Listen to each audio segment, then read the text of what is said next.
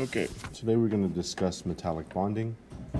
So, metallic bonding is bonding between metals, and so there are certain properties we have to know and different types of metallic bonding that occurs.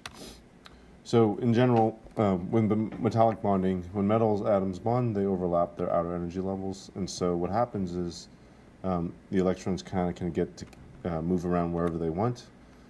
So they can kind of move from atom to atom. They're not really belonging to a particular atom, they just kind of move. And so because they move so freely, we call them delocalized. Another term would be an electron sea model. Think about how water just kind of freely moves out in the ocean. That's similar to an electron. Because these electrons are delocalized, there's certain specific properties that metals have that are specific to metals. First is conductivity. So as in a solid state, metals conduct electricity. And that's because electricity is the electrons moving due to a source of voltage. And because these electrons can move freely, they can form these electrical currents, which is basically just electrons moving. Another one is shine. And so the fact that on the surface of a metal there's all these electrons that are kind of moving freely, when light hits those electrons, it causes those metals to shine. And because those electrons can move freely, you see the shine throughout evenly on a metal. And lastly, malleability. Because these electrons can move around freely, it's easier to kind of shape metals. To be malleable means you can kind of shape it, and so it's easy to reshape these metals. Why? Because the electrons can just adjust to whatever shape it is, since it's so free to move around. Here's an example. We just wanted to show you that the ionic solids, which formed as a crystal lattice, so to your left is a crystal lattice, and then to your right is the metallic solid. They're kind of similar in the fact that the metals kind of form what looks like a crystal lattice, although we don't necessarily call it crystal lattice. The ionic solid is definitely a crystal lattice, but you can see how they look very similar.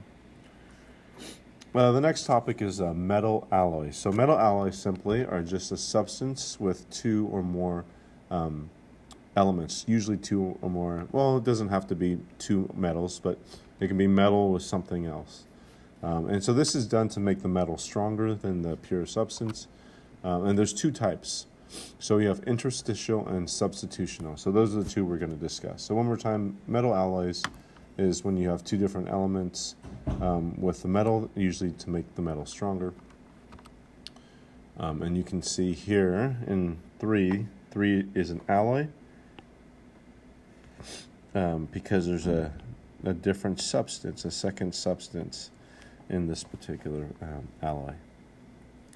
All right, so our first type of alloy is interstitial. And an interstitial alloy is, so if you look, this is the metal.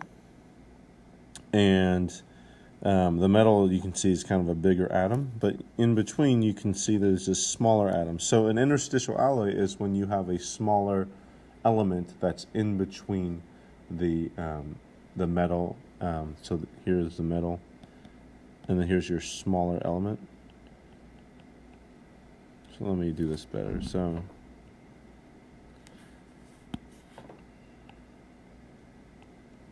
there's your smaller element, right? And so this is interstitial. So it's an alloy that has a much smaller atom than the metals.